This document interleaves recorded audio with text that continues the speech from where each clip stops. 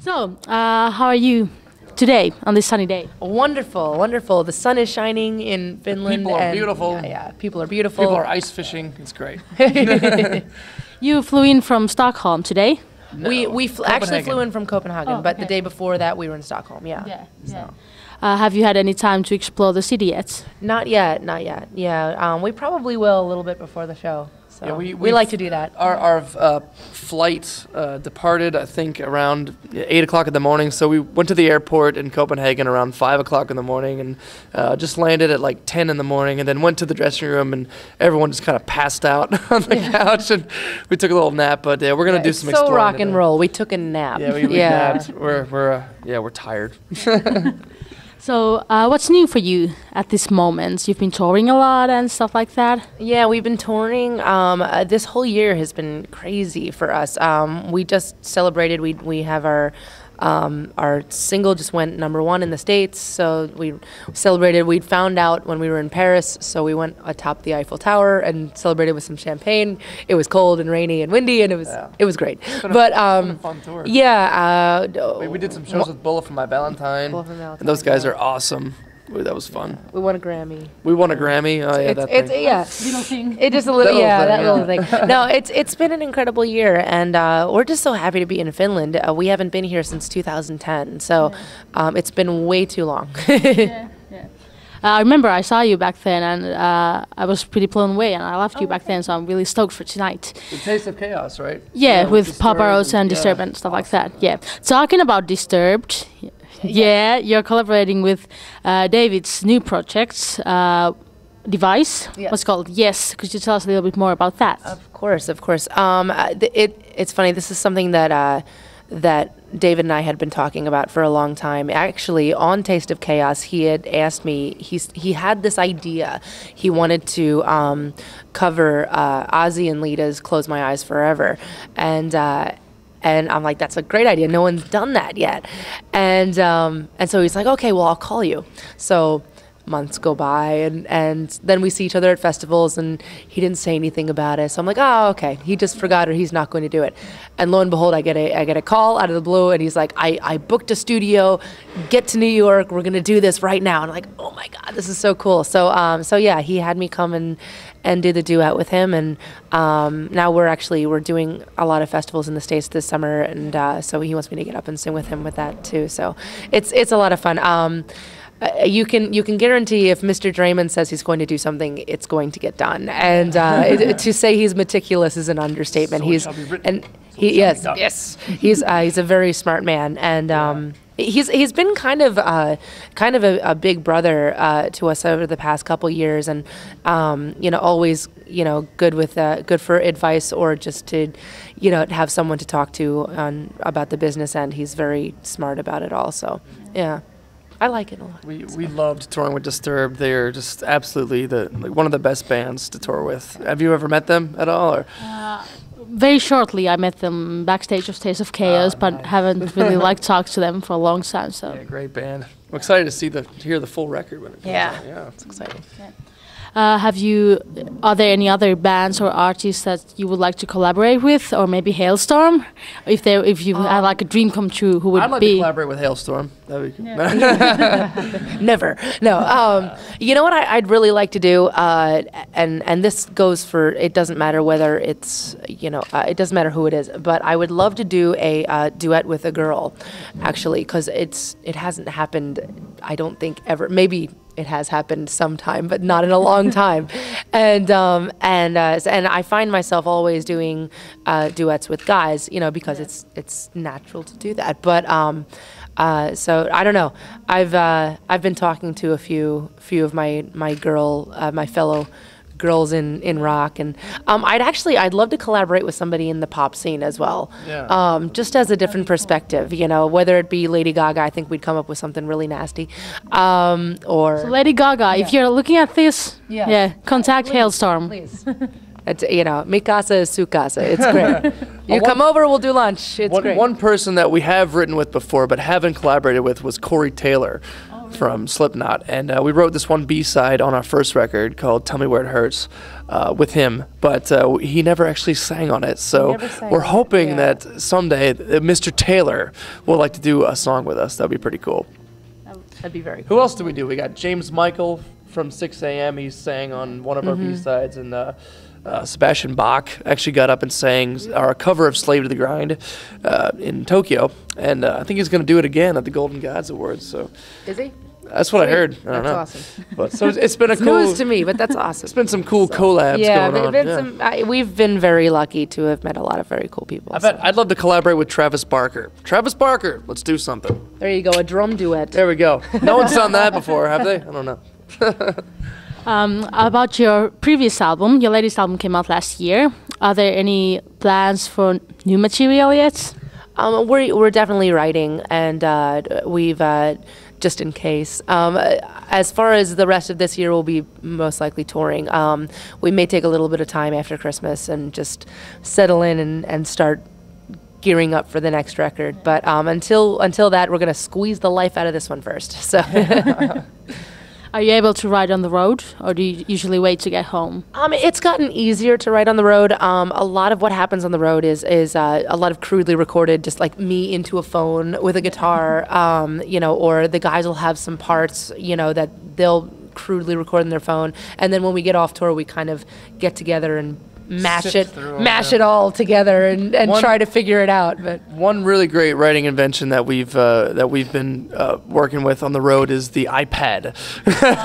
We finally got iPads for Christmas, and we got the GarageBand app and a couple different recording applications in there, and it's great because you can be sitting on an airplane and you can be composing music and putting things together. Wow, the on wonders the road. of modern technology. I know modern technology has actually been a big help. We've always been kind of like anti-technology, organic, real, sounds, but actually it's been pretty good for getting ideas out.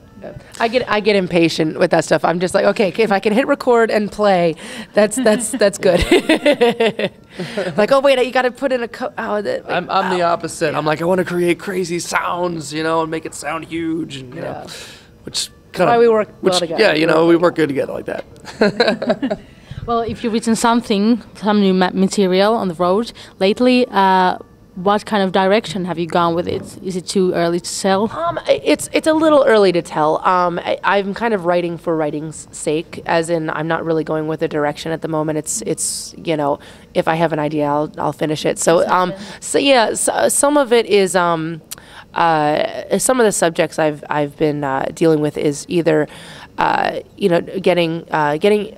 I'm at a point in time in my life where I'm kind of, I pick and choose when I can allow myself into the debauchery of rock and roll, whereas I'm getting my shit together, basically. And so there's a lot of that and a lot of freedom songs, because I also at the same time at this point in my life feel extremely liberated and free to kind of be myself, and in a lot of ways our fans and this last record that we wrote has kind of enabled me to do that. So it's the next step of whatever I'm feeling. But I think a big evolution with that is for the longest time we were writing just for the sake of trying to write good songs, and that worked okay. But I think that we're really starting to get more in touch with how to be able to really speak our minds, musically and lyrically, and make it sound a little more true to us, and try to come up with things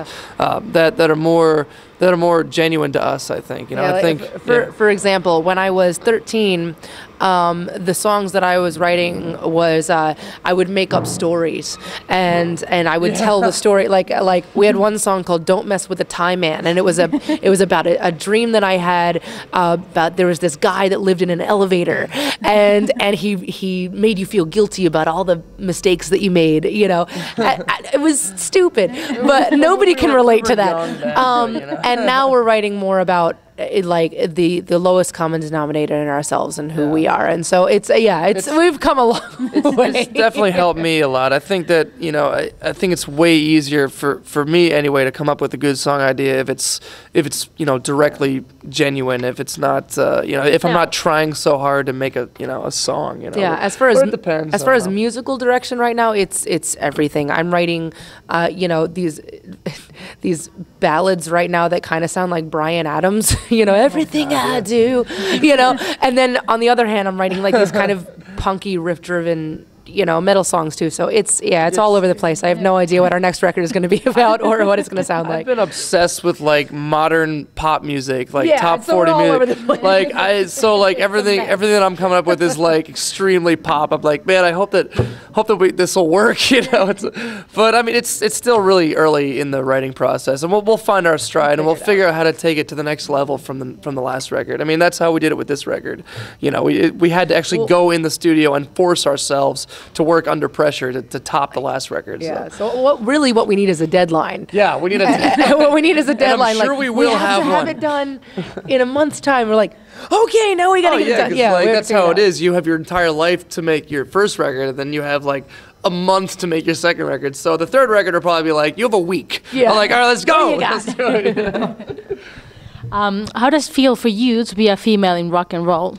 I like it a lot, actually. It's always been a very positive thing for me. I enjoy hanging with the guys. I like sticking out on a tour. I'm usually the only girl on tour, and I don't notice it now. It's funny. It takes me a second until somebody points it out, like, oh yeah, there's no girls around here, to the point that last summer we got to tour with Evanescence, and I was hanging out with Amy Lee, and I'm like, oh my God, they do exist, girls.